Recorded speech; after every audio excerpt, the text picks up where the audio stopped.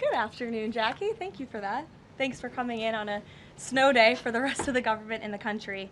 And as much of the country feels the impacts of that winter storm, President Trump continues to monitor the situation closely, and he has remained in constant contact with FEMA and emergency responders. President Trump also quickly approved 12 federal emergency disaster declarations within 24 hours for the states of Arkansas, Georgia, Indiana, Kentucky, Louisiana, Maryland, Mississippi, North Carolina, South Carolina, Tennessee, Virginia, and West Virginia, enabling these states to access critical federal resources to supplement their response efforts if needed. These declarations will help state-led efforts of turning power back on, clearing roads for emergency services, and keeping communities safe. The White House will continue to correspond directly with governors and local officials in the coming days, especially in those states that were harshly impacted by this storm. I would also like to address the chaotic scenes in Minnesota over the weekend. Nobody in the White House, including President Trump, wants to see people getting hurt or killed in America's streets. This includes Renee Good, Alex Preddy, the brave men and women of federal law enforcement, and the many Americans who have been victimized at the hands of illegal alien criminals. Saturday's shooting remains under active investigation by Homeland Security Investigations and the FBI. The Customs and Border Protection is also conducting their own internal review. As President Trump said yesterday, the administration is reviewing everything with respect to the shooting, and we will let that investigation play out. But let's be clear about the circumstances which led to that moment on Saturday. This tragedy occurred as a result of a deliberate and hostile resistance by Democrat leaders in Minnesota. For weeks, Governor Walz and the Mayor Jacob Fry and other elected Democrats were spreading lies about federal law enforcement officers who are risking their lives daily to remove the worst criminal illegal aliens from our streets: murderers, rapists, pedophiles, human traffickers, and gang members. Governor Walz and Mayor Fry have shamefully blocked local and state police from cooperating with ICE, actively inhibiting efforts to arrest violent criminals. They have also used their platforms to encourage left-wing agitators to stalk, record, confront, and obstruct federal officers who are just trying to lawfully perform their duties, which has created dangerous situations threatening both these officers and the general public and Minnesotans alike. This is precisely what unfolded in Minneapolis on Saturday morning. Obstructing federal law enforcement and inciting violence against officers is wrong and illegal. This used to be a universally accepted position in the United States. Amid the hysteria, we must remember how we got here to this moment today and what this Democrat opposition is about. Former President Joe Biden and the Democrats opened America's borders for 4 years, inviting tens of millions of illegal aliens from all over the world to flood into our country. Among them, violent criminals who terrorized American communities and have inflicted devastating, permanent pain and harm on law-abiding Americans and their families. Yet we never saw outrage from Democrats or their allies in the liberal media over these horrifying crimes against U.S. citizens. The pain of American angel families was ignored and dismissed because it undermined the Democrat narrative. Innocent Americans like Jocelyn Nungray, Laken Riley, and Rachel Morin are just a few of the many victims savagely murdered by illegal alien criminals. Earlier this month, an illegal alien from Mexico with a long criminal history who came into our country under Joe Biden's administration threw a baseball-sized stone at a school bus carrying children in New Jersey and fractured the skull of an 8-year-old innocent child. President Trump promised accountability to these American families by securing the border, deporting every illegal alien who has committed crimes, especially and most importantly, violent crimes. Nearly 80 million Americans voted for him to deliver on that very promise, and he is. As the duly elected president, the president is fulfilling the will of the people by arresting and removing these threats from our country in cities from Los Angeles to New York and, yes, Minneapolis. Yet Democrat leaders in Minnesota with sanctuary city policies have actively defied federal immigration law and the will of the people. And as a result of that defiance, 2 Minnesotans have now tragically lost their lives on the streets of Tim Walz's state. It is President Trump's hope and wish and demand for the resistance and chaos to end today. That's why President Trump spoke with Governor Walz directly this morning, and he has outlined a clear and simple path to restoring law and order in Minnesota. Number one, Governor Walz, Mayor Frey, and all Democrat leaders should turn over all criminal illegal aliens currently incarcerated in their prisons and jails to federal authorities, along with any illegal aliens with active warrants or known criminal histories for immediate deportation.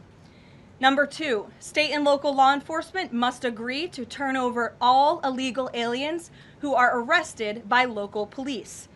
And then thirdly, local police must assist federal law enforcement in apprehending and detaining illegal aliens who are wanted for crimes, especially violent crimes. If Governor Walz and Mayor Frey implement these common sense cooperative measures that I will add have already been implemented in nearly every single other state across the country, Customs and Border Patrol will not be needed to support ICE on the ground in Minnesota. ICE and local law enforcement can peacefully work together, as they are effectively doing in so many other states and jurisdictions. Additionally, President Trump is calling on the United States Congress to immediately pass legislation ending sanctuary cities once and for all. American cities should be safe sanctuaries for law-abiding citizens only, not for dangerous illegal alien criminals who broke our nation's laws and do not belong here. We hope Governor Walz will do the right thing and continue to work with President Trump to keep the American people safe following their call this morning. Americans overwhelmingly want exactly what President Trump is delivering: strong borders and strict immigration enforcement against the worst illegal aliens, of which there are still hundreds of thousands to deport from the interior of our country. The most peaceful way to carry out this vital public safety mission is for Republicans and Democrats to do it together, and for state and local law enforcement to work together with federal law enforcement. We want to let cops be cops. You wouldn't know this continues to be a very popular policy position from the biased media coverage over the course of the last few days, but polling shows huge support for this exact thing President Trump is calling for. More than 80% of Americans favor deporting illegal aliens convicted of violent crimes. A country unable to deport criminals who enter it illegally is no country at all. The open borders agenda of Kamala Harris, Tim Walz, and the Democrats was already on the ballot on November 5th, 2024, and it was resoundingly rejected. President Trump will never back down from his promise to deport violent criminal illegal aliens and make America safe again, and he welcomes all cooperation in that effort. With that, I will answer your questions. And Jordan Conradson, why don't you kick us off today? Thank you for being here. Thank you, Caroline. Jordan Conradson with Gateway Pundit. I have a few questions. First, with respect to the shooting in Minneapolis, we're seeing massive outrage from mainstream media and the left, but I'm just wondering, where was that outrage when Ashley Babbitt, an Air Force veteran, was executed by Capitol Police Officer Michael Byrd, who she posed no threat to in the U.S. Capitol? Well, you raised a very important point, which I also believed I just raised as well in those opening remarks, in that there has no doubt been selective outrage by the liberal biased media in picking and choosing victims and highlighting their stories. And as I've said, President Trump does not want any Americans to lose their lives in the streets of America and in American communities across the country. He believes what happened on Saturday is a tragedy, but every life is equal to President Trump, and that's why the lives of Laken Riley and Jocelyn Nungray continue to matter to him and be an utmost priority to him to this very day. And it's unfortunate that we did not see the same type of sensationalist media coverage over the tragic deaths of those innocent American women and girls across the country as we are in the wake of this tragedy that took place on Saturday. Gabe. Sure, go ahead, Jordan. I want to get your response to this. The Arizona Attorney General, just days before this shooting in Minneapolis, she seemingly encouraged rioters to go out and shoot and kill ICE agents. And I'll quote her here. She said, "If you reasonably believe your life's in danger and you're in the house or in your car or on your property, you can defend yourself with lethal force." And she said that you can't tell if ICE agents are law enforcement or imposters, and it becomes an issue of whether you reasonably believed they were law enforcement. Do you have a response to that, and does the White House believe that she should be held accountable for these remarks? Such dangerous rhetoric, as I pointed out, is exactly what has brought us to this position today, where you have elected Democrat officials across the country who are encouraging left-wing agitators and crazy people to go out and unlawfully obstruct lawful immigration enforcement. Again, these brave men and women of ICE and Border Patrol and the federal enforcement are just trying to do their jobs to enforce our nation's immigration laws and to go after the worst of the worst in this country. I would encourage everyone in this room, and I would encourage the Arizona Attorney General to look at the video of an ICE agent in Minneapolis. He was approached by left-wing agitators who were honking their horns and were screaming slurs at him, and he rolled down his window and he said, "What are you doing? I am out here trying to catch a child predator, somebody who has convicted crimes against an innocent child, and you are trying to obstruct me from doing my job." This rhetoric against ICE, comparing them to Nazi Gestapo, Donald Trump's police force, is despicable, it is shameful, and it is precisely what has led to the escalation of tensions in Minneapolis and in other places across the country. Gabe, go ahead. Be looking into her for justifying violence? I would defer you to the Department of Justice on that. Thank you, Caroline. Gabe. Regarding Minnesota, on Saturday, the Department of Homeland Security posted that Preddy looks like he wanted to do maximum damage and massacre law enforcement. Stephen Miller on Saturday posted that, or called Preddy a would-be assassin. Why did administration officials jump to conclusions before an investigation had even been conducted? Well, look, this has obviously been a very fluid and fast-moving situation throughout the weekend. As for President Trump, whom I speak for, he has said that he wants to let the investigation continue and let the facts lead in this case. With regards to the deployment of Tom Homeman to Minneapolis, should the deployment of Mr. Homeman to Minneapolis be seen as a sign that the president is dissatisfied with how the officials on the ground had handled the incident? No, Mr. Homeman is doing an exceptional job, and he has been working with Secretary Noem and President Trump over the course of the last year. Secretary Noem still has the utmost confidence and trust of the President of the United States, and she's continuing to oversee the entire Department of Homeland Security and all of the immigration enforcement that's taking place across the whole entire country. Of course, Secretary Noem is also in charge of FEMA, and we are in the wake of a brutal winter storm where hundreds of thousands of Americans have been impacted by that. So Borders Are Homeman is in a unique position to drop everything and go to Minnesota to continue having these productive conversations with state and local officials, and I know that he's catching a plane in just a few hours to do just that at the request of the president. Jennifer. On Saturday's shooting, has the president been briefed, and have you been briefed on specific details of the shooting? How many shots were fired? How many guns discharged? And I mean, did the protesters' gun go off, or only the officers' guns? Do you have any of those details?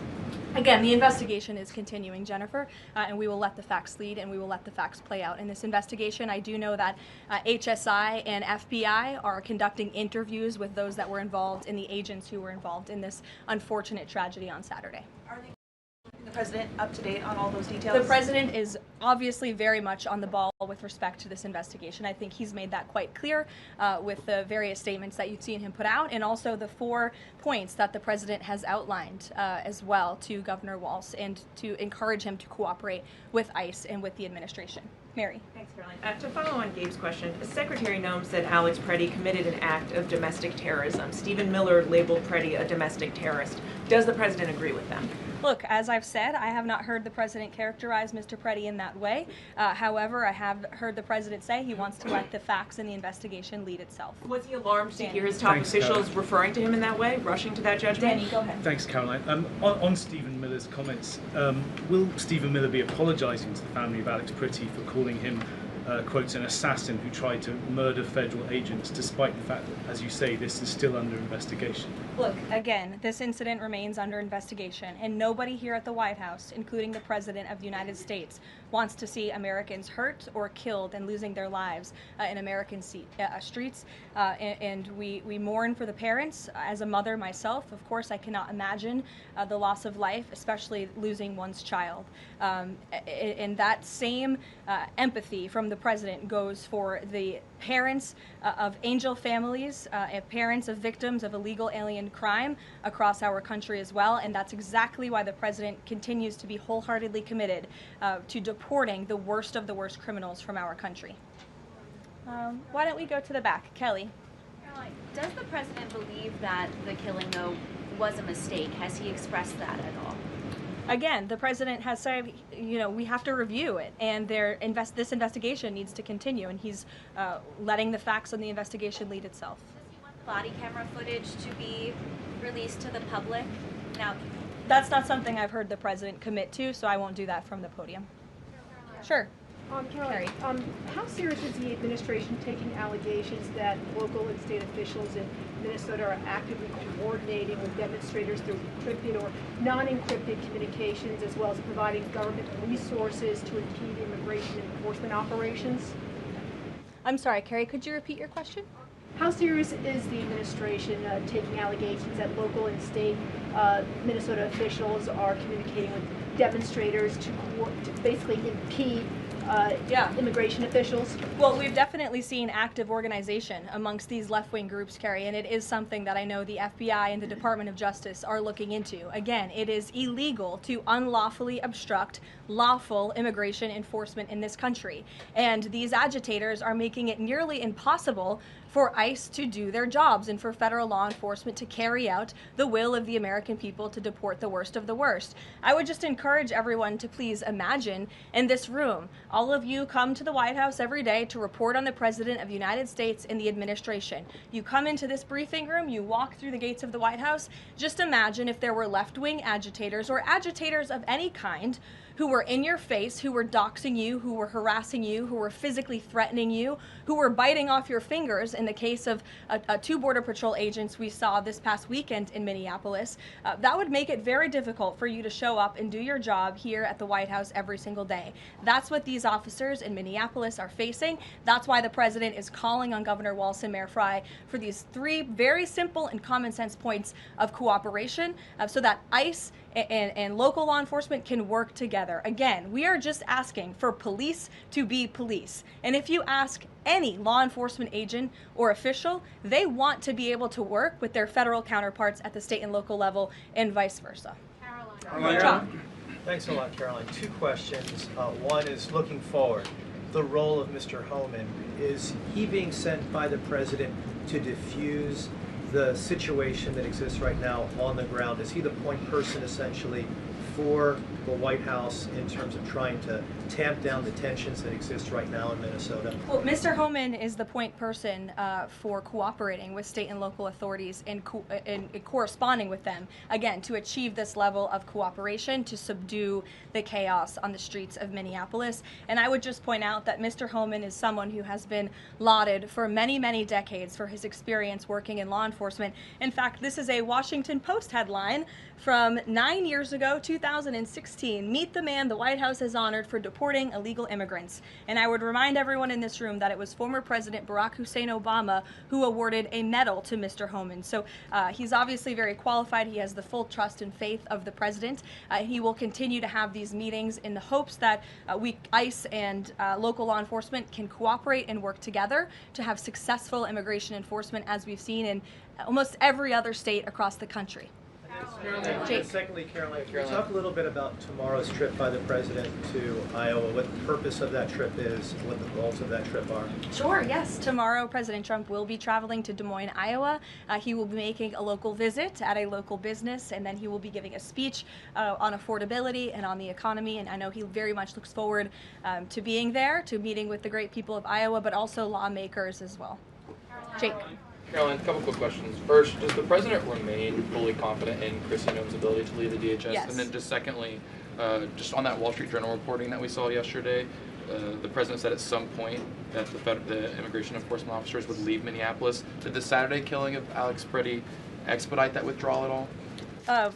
To your first question, the answer is yes. He still has confidence and trust in Secretary Noem. To the second question, I would point you back to what I said earlier. If Governor Walz and Mayor Frey implement these common sense cooperative measures, CBP will no longer be needed to support ICE on the ground in Minnesota. ICE and local law enforcement will peacefully work together, as they are effectively doing in so many other states and jurisdictions, to remove violent criminals from American neighborhoods across the country. Did Walz ask the president to remove the immigration enforcement officers? He asked the president to scale down, and the president reiterated what the president put out in his statement yesterday and what I'm sharing with all of you as well. I would just add on this level of cooperation a few statistics that I think are very important. 7 of the top 10 safest cities in the United States cooperate with ICE. And we've seen historic turnaround in safety in cities that have chosen to cooperate with ICE, that are not just led by Republicans, but also look right here in Washington, D.C.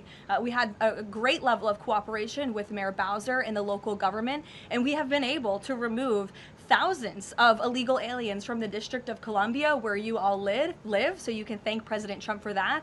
The murder rate in Washington, D.C. has plummeted as a result. There were no riots, there were no protests, nobody was tragically killed as a result of that level of cooperation between federal and local authorities. And again, that's all the president is asking for in Minnesota. It's totally common sense.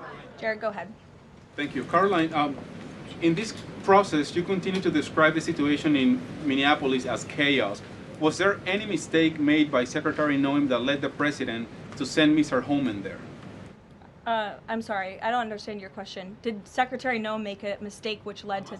If she made any mistake that could lead the president to send Mr. Homeman to Minneapolis? No, as I already mentioned, Mr. Homeman has been working alongside Secretary Noem and for the president over the course of the last year. And again, he's uniquely positioned to hop on a flight to Minnesota today to continue this correspondence with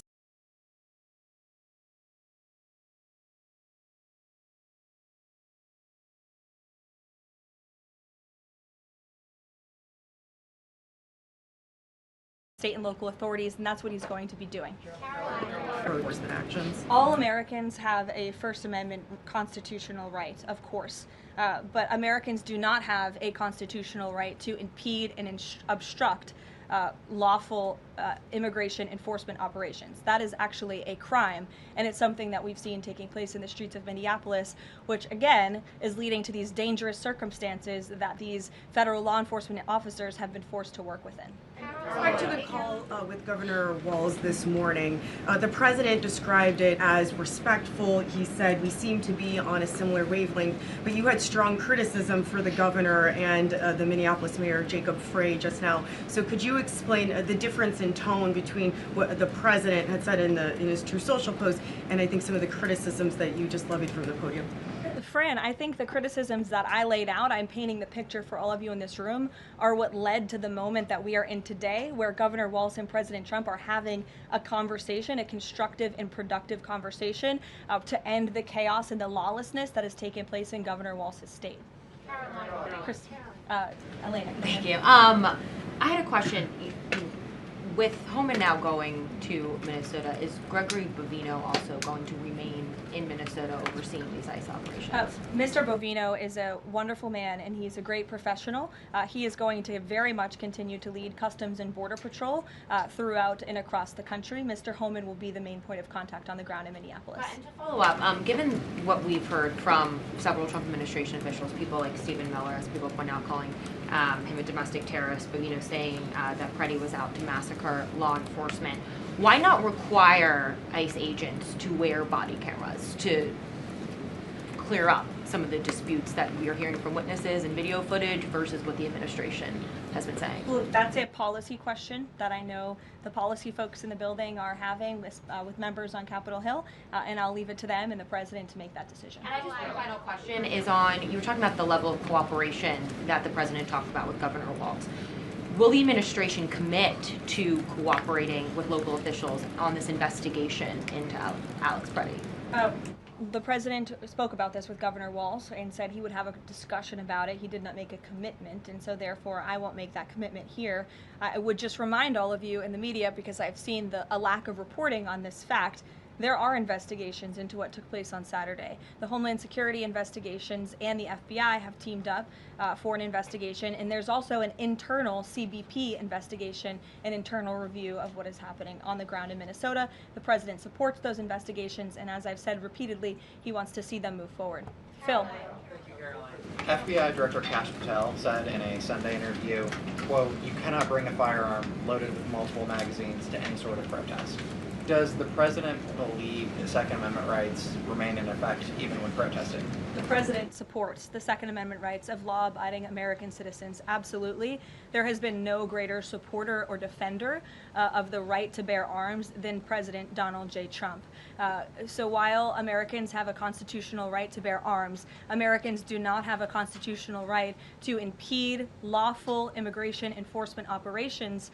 And any gun owner knows that when you are carrying a weapon, when you are bearing arms, and you are confronted by law enforcement, you are raising the assumption of risk and the risk of force being used against you. And again, that's unfortunately what took place on Saturday. Will his mission continue to be focusing on illegal immigrants with a criminal history, or will it be on illegal immigration generally? Mr. Homeman will continue to enforce our nation's immigration laws, especially deporting the worst of the worst criminals in Minnesota who have committed violent offenses. And I would just remind all of you that this important work is continuing to be carried out. In just the last few days, I'm happy to provide this packet to anyone in the room. ICE has arrested multiple violent criminals, illegal aliens within Minnesota. Many of them have convictions for assault, driving under the influence, fraud. This individual here I'm looking at was an aggravated felon with multiple convictions for larceny, fraud, and forgery of checks, vehicle theft, drug possession, domestic assault, inflicting bodily harm on another, criminal convictions of larceny, identity theft, again, charged with driving under the influence. These are extremely dangerous people who Governor Walz and Mayor Frey have allowed to roam on their streets, and all the president is asking for is cooperation to arrest individuals like this and deport them from the United States of America. I'll take a couple more. Go ahead. Okay, so this weekend the president posted that this is a cover-up of the fraud in the state of Minnesota. He also posted Minnesota is a cover-up. These both happened after the shooting. So given that these came after the shooting, what is the this here? What is the cover-up he's alleging? Yes, it's a good question. I've spoken with the president about this at length. What the president is referring to is the fact that you have Governor Walz and, again, the mayor, who have been encouraging these left-wing agitators to come out and to harass and to dox and to threaten ICE and to make this conversation about and smear lies about federal law enforcement who, again, are just trying to do their jobs in an attempt to distract from the widespread, massive fraud that has taken place in their state. Billions and billions of dollars has been stolen from law-abiding taxpayers in Minnesota, and the administration continues to be very focused on getting to the bottom of it, and especially, and the president raised a good question over the weekend, with respect to Congresswoman Ilhan Omar, who now has a net worth within the millions, and one must ask themselves, why and how is that possible? Is she connected to the fraud rings that we have seen taking place within her state and her own district? It's a question the American people are raising, and the president believes it's one worth answering.